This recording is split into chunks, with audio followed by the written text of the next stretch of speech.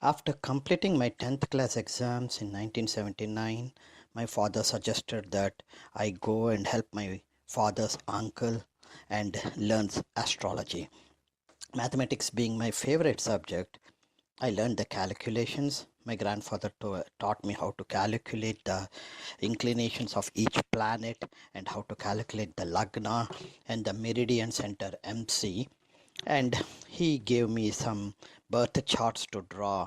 Thus, I learned how to draw the birth charts first and showed interest in predictions. So, my grandfather told me some predictions, some of the tips that he usually uses for predictions. And after learning those tips, I documented some of them. I verified with my father. While my father and my grandfather have laid the foundation for me to get interested in astrology, for almost a decade or 2 decades, I didn't show any interest. During earlier days, what we used to have is that before the boy and the girl gets married, which is using the arranged marriage concept, the boys and girls birth charts were compared to see whether there is any compatibility between the boy and the girl astrologically. These days in India, especially in India, the love marriage became such a norm that the people get married first, and then after some time, when there is any um, misunderstandings in the families or between the couple, that's when they approach an astrologer to figure it out why they are having these issues between the couple, or if they apply for a divorce, or they are planning are physically separated and planning to apply for a divorce, then they check with the astrologer to see is a divorce possible. Because the charts have not been checked before the boy and the girl got married, now comes the question, after marriage, when you look for the marriage compatibility, the biggest difficulty that you notice is to see how will the two couple continue their marital life or not. And there are different methods used by Vedic or Nadi or Gemini astrologers to do the compatibility between the boy and the girl charts, and usually they do it before the marriage. So let's assume that the boy and the girl got married and they were physically separated and they were trying to apply for divorce. So in this current era, I had used a different perspective. In this new perspective, apart from analyzing the male and the female charts separately, what I did was I superimposed the charts to see how the unity resembles. Marital compatibility usually does not stop analyzing the 7th house, which is the Kalatrasthanam. In my opinion, along with the 7th house, one should check the second house, which is the Kutumbasthanamu. The 4th house is the home life environment or Sukhasthanamu. The 5th house, the Putrasthanamu. 7th house as usual, and the 11th house, which is house of desires, and the 12th house, the pleasures of bed. So when you are trying to look for the compatibility between a boy and a girl, after checking individually how these houses are, then you superimpose the girl's chart on the boy's chart and see once they get married, what impact on these houses will have. Like in the boy's chart, in the 12th house, pleasures of bed, what impact will the boy have when it comes to the 12th house once the boy gets married, based on the girl's chart. And there are different marital discourse levels, where they sometimes the couple gets just separated because of some misunderstandings. The elders in the family, they convince them and then make sure that they get rejoined again. Sometimes the couple uh, have gets misunderstandings. They're not legally divorced but physically separated, and the worst part is they are physically separated, applied for a divorce and got a divorce legally. So these are the three levels of marital discord that we are currently facing in our society. So in this video presentation, I am considering two couples chart. What I am going to do is check the male chart for one couple, check the male chart individually and see how these houses are impacted, and then check the female chart individually. Afterwards, I superimpose the male chart with the female chart and verified one more time, like how are these houses got impacted once the second person enters the first person's life. So in this marital discord presentation, this is a little bit longer one, so please be patient, and there are times where I show the chart for a longer period, and that's the reason being I want the person, whoever is viewing, to see the chart and write down his or her notes, so that when they go to the next analysis they don't forget what I had said earlier. Let's go and start looking at the chart.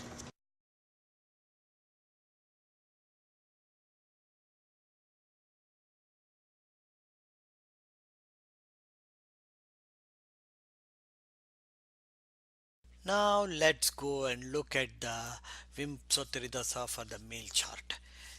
When you look at it in the male chart, the Vimsotridasa Saturn Mahadasa started in December 2009 and went all the way until December 2028. So all the three major events that we are analyzing happened during the Saturn Mahadasa. So since Saturn is the Mahadasa planet, let's go and analyze Saturn first. Saturn is the lord of the ninth house, the Dharmasthanamu, residing in the second house, Kutumbasthanamu. And Saturn's third aspect is on the fourth house where Venus is residing, and 10th aspect is on the 11th house, which is the house of desires. That is the baseline for Saturn. Now let's go one step and look at the marriage first. The marriage happened during the Saturn Mahadasa, Saturn Antardasa, Saturn Prachantaradasa. And Saturn is the second, is residing in the second house, controlling the second house, and having a direct aspect on the fourth house indicates that Saturn will initiate the ability for the native to get married. Then comes the question, is physically separated. This is very, very important to see. When you look at it, Saturn Mahadasa, Saturn Antardasa, Rahu Pratyantardasa, and Saturn Sukshmantardasa. So you see the Rahu playing a very vital role here when it comes to physically separated. Now, why is that Rahu doing that? We all know that natal Rahu and natal Saturn, they both are having an aspecting the 11th house, which is house of desires, result in lack of desires for the native. That's fine. Saturn is a second house lord, so which is a Kutumbasthanamu, and some sort of disturbances in the second house. And Rahu is in the fifth house. Fifth house is house of children. So the disturbances in the family and the lack of desires for the native, these two pertains is through the fifth house. So Rahu got activated, making sure that the other two are sure to happen. That's the reason why I think that the physical separation happened during the Rahu Pratyantaradasa and not the Saturn Pratyantaradasa. Now you go back and look at the time when they filed for a divorce. You look at it. It's exactly the similarly. I think even in the female chart also you see the Antardasa and Pratyantardasa is Mercury Venus or Venus Mercury, one of those two. But they both played a vital role when it comes to the divorce. period for to get divorce. Here Mercury, if you look at it, is the lord of the first and fourth house, and you know the first house is self, fourth house is home life environment, and Venus is the lord of the fifth and 12th houses. That's very important here, lord of the fifth and 12th houses residing in the fourth house, and the Saturn's third aspect is on Venus in the fourth house. Mercury is the owner of the fourth house. Venus is residing in the fourth house. So the divorce case filing is the reason because of this. Now let's go and look at the male chart for the transit analysis. First and the foremost, what we look at is at the time of marriage, where are the important transit planets.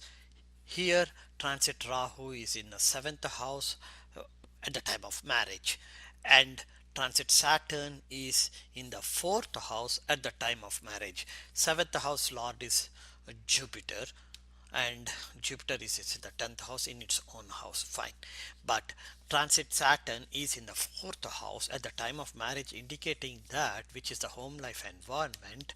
Remember, natal Saturn's third aspect is on the 4th house, and transit Saturn is residing in the 4th house at the time of marriage. And now when it comes to physically separated, transit Rahu moved to the 6th house from Lagna, where Mercury and Sun are residing.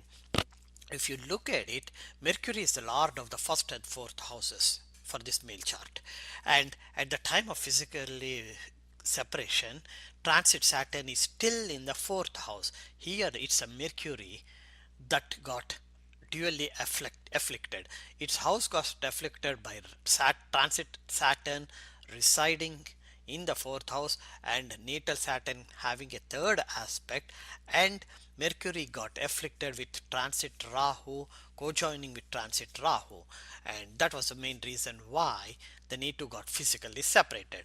And when it comes to the divorce, if you look at it, at the time of divorce, transit Saturn is exalted in Libra, transit Rahu is entered Libra. So they both are now in Libra, which is the fifth house, where natal Rahu is already residing, and natal Rahu, transit Rahu, and transit Saturn, all the three are looking at having a direct aspect on the 11th house, in resulting lack of desires.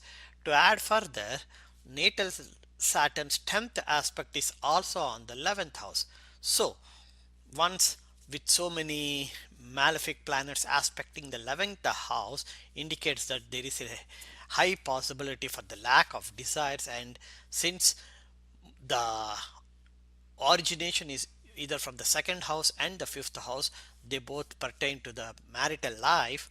That's the reason why the Netu was, the planetary position had forced the Netu to get divorced and get legally divorced.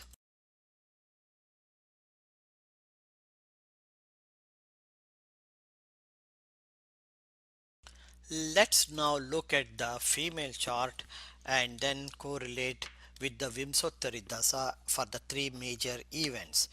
When you look at the Vimsottari Dasa for the female chart, in the female chart, all the three major events occurred during the Mars Mahadasa. Mars Mahadasa started in July 2009 and completed in July 2016. So first and the foremost, what we need to do is look at the role of Mars in the Rashi chart. Mars is the lord of the fourth and ninth houses in the female chart. Fourth house is home life environment, ninth house is Dharmasthanamo, and Mars is residing in the third house. That's fine. And Mars, 1 2 3 4, the fourth aspect is on the sixth house. 4 5 6 7th aspect is having a direct aspect on the ninth house, which it owns, and the eighth aspect is on the 10th house owned by Venus. So look at Mars, it is residing in the house owned by Venus. Its eighth aspect is on the house owned by Venus. So there is a relationship between Mars and Venus. Keep that aside. And Mars is having a direct aspect on the ninth house, which is the Dharmasthanam. Now, Since this the native is a female, what we do is that we look for the position of Mars with respect to natal moon and natal Venus to just to see if there is any kujadosha or not. And from moon, Mars is in the third house, so no problem. But from Venus, Venus is in the 12th house and Mars is in the third house, indicating that from Venus, Mars is in the fourth house. That's the Kujadosha. Fourth house generally indicates home life environment. So, and Mars, Venus owns that house, third house. So from Venus, the fourth house is its own house, and which Venus earns it, which is Libra.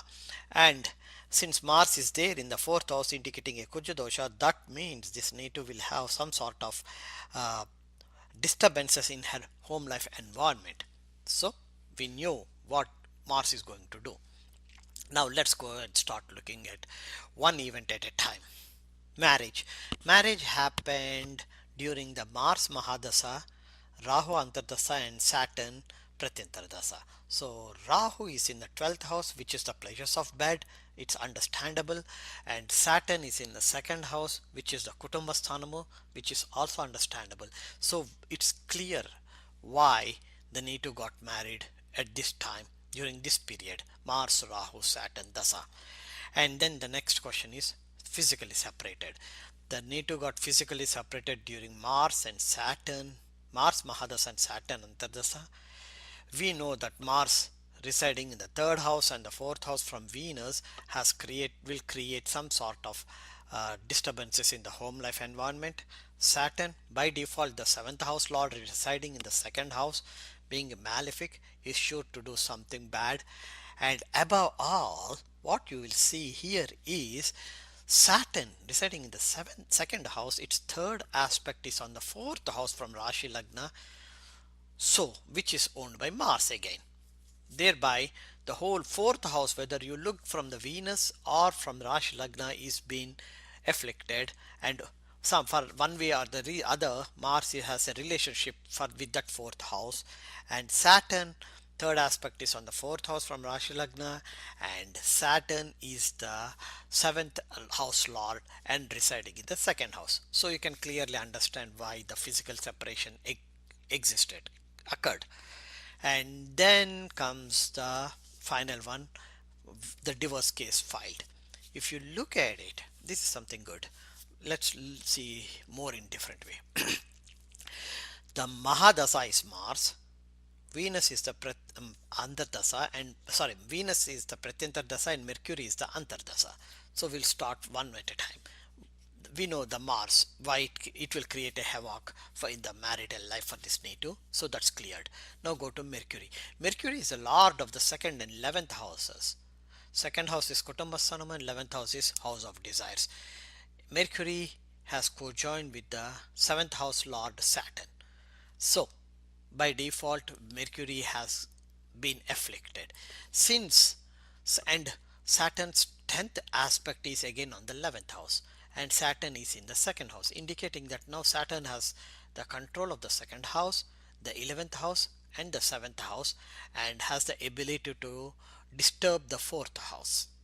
That's enough for you to say that why the native was had chosen for a divorce and went to the court for a legal divorce.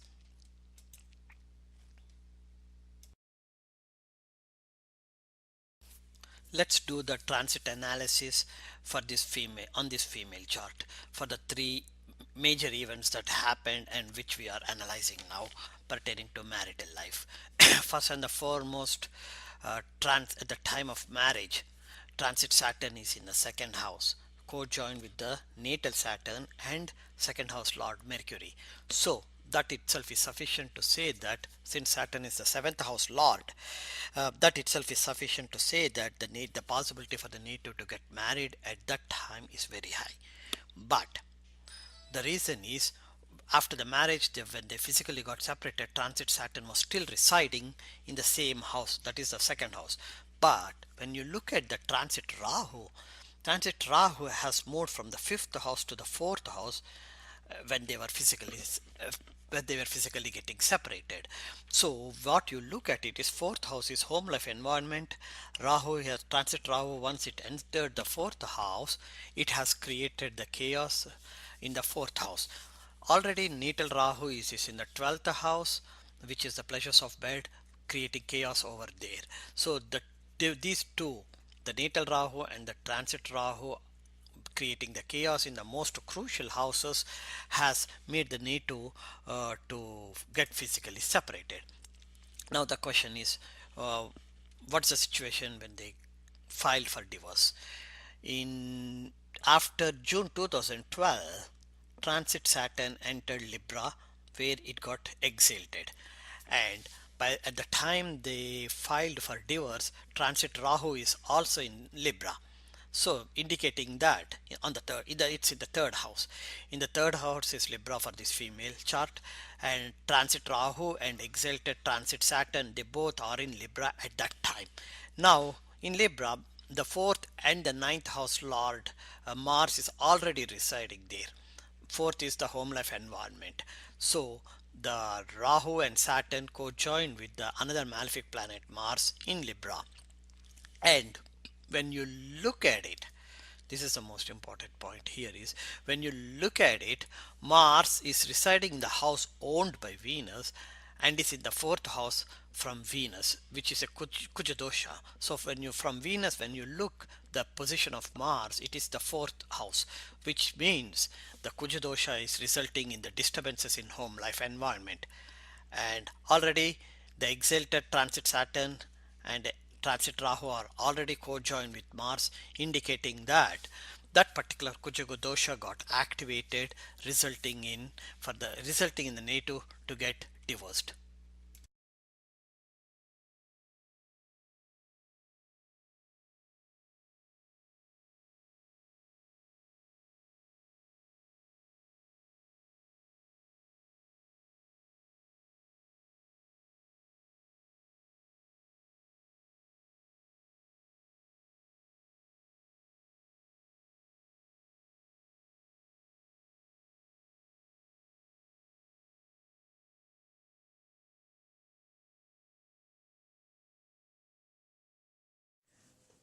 Let us now look at the commonality between the two charts. First and the foremost, on the left hand side of the screen, you see the boy's chart. In the boy's chart, Moon is residing in the first house. That indicates that Moon is the both destiny, which is the Rashi Lagna, and Moon, the mind. They both are in the first house, they both coincide. And now look at Moon. Moon is the lord of the second house. Second house is Kutumbasthanamu. So what happens is that the boy's destiny and the mind, they both coincides when it comes to the Kutumbasthanamu, Kutumbam or family. Now go to the female chart. In the female chart, what you see is that the moon is again residing in the first house. That's the commonality. For both boy and the girl, moon is in the first house. And for the girl, moon is the lord of the 12th house. 12th house indicates the pleasures of bed. So when it comes to destiny and mind, the pleasures of bed has been coincided. That is the reason why when for both boy and the girl, we make sure that the same planet is not in the same house irrespective of what the Rashi is. Now let's go and look at the second commonality. The second commonality you see is the second house. For boy, in the second house, which is owned by moon, Saturn is residing. So Saturn, being the lord of the ninth house, the Dharmasthanadipati in the boy's chart, is residing in the Kutumbasthanam. So Saturn now not only is have the lordship of the ninth house, it also rules the second house, which is the Kutumbasthanam. And we all know the Saturn is a malefic there. And now from the second house, the third aspect on the second house, from the second house, the third aspect of Saturn is on the fourth house, which is the home life environment. And then Saturn's 10th aspect is on the 11th house, which is the house of desires. So for the boy, from the boy's perspective, the second house is controlled by Saturn. Saturn is aspecting the 4th and 11th houses, and Saturn is the lord of the 9th house. Now that we have done this, let's go and look at the female chart. How is the female chart do? For the female chart, the commonality you see is that Saturn is again in the 2nd house for the female too. So both for the boy and the girl, the Saturn is residing in the 2nd house. This is the biggest drawback, and usually when you look at the charts for compatibility, marriage compatibility before marriage, what you look at is the position of Saturn, in which house is the Saturn residing, and then you superimpose it, and then you see how does the boy Saturn, to which planets the boy Saturn is coinciding, and the vice versa too. And here, what you notice here, the most important thing for the female chart is, in the Saturn is in the 2nd house, and Saturn is now controls the 2nd house and rules the 2nd house. But Saturn, there are two things. Number one, Saturn has cojoined with the lord of the 2nd house, which is Mercury. Mercury in the female chart is the lord of the 2nd and 11th houses, and now Saturn has cojoined with Mercury in the 2nd house, indicating that the 2nd house lord, 2nd and 11th house lord got afflicted. That's the biggest drawback for the female. Second thing, Saturn is the lord of the 7th house itself. Now, having said that, like earlier, from the 2nd house, even in the girl's chart, Saturn's 3rd aspect is on 4th house, and Saturn's 10th aspect is on 11th house. So when you look at it, because of these two commonalities, unless and until you superimpose, it is individually, it's clearly visible that the marital life or houses pertaining to marital life is either afflicted fully or will have a chaotic, disturbing life, marital life, and the amount of disturbances always also depends on the other spouse chart. For that, you have to superimpose it.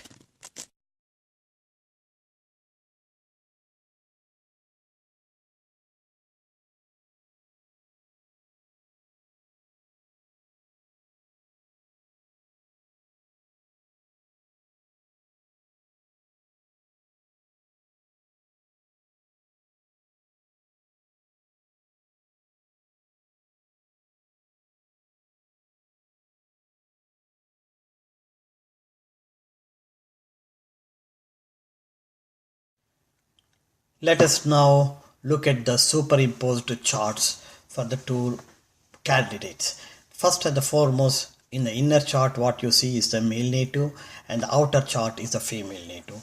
And we'll start with the houses where they both were. You can see the planets residing in the same Rashi in both the charts. First and the foremost, what you see is in Cancer. In Cancer, for the male, Saturn is residing in Cancer, and for the female, you see Rahu and Venus residing. Whereas, and for male, Saturn is the Cancer is the 2nd house, and for the female, it is the 12th house, which indicates that 2nd and 12th houses, they both are crucial houses when it comes to marital life. So here what you see is that Saturn residing in the 2nd house of the male chart is coinciding with Rahu and Venus residing in the 12th house of the female chart. This is the first and the foremost thing that raises a red flag when it comes to marital compatibility between the two natives. Now let's go and look at what's the other compatibility, other issue that you see here.